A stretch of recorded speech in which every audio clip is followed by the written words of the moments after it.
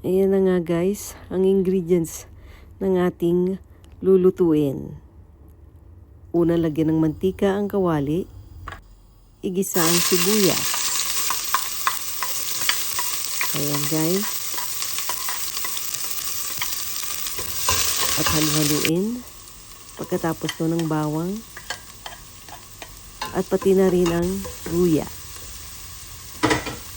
Ayan guys. Ayan. Halu-haluin.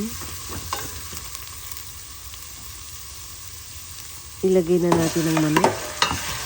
Ayan. Halu-haluin natin ulit. Kung ma-distribute ang init. Ayan guys. Lagyan natin ng pampalasa.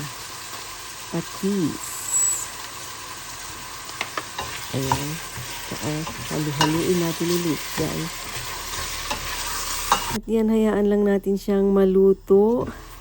At pag medyo maluto-luto na konti, lagyan natin ng tubig para sa ating sabaw.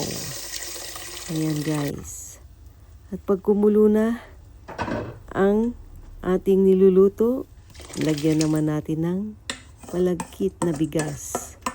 Ayan guys. Ayan. Okay. Pagkatapos niyan, halu-haluin din natin ulit guys. Hintayin natin lumapot. At pag malapot na, ayan na guys. Voila. Arroz caldo.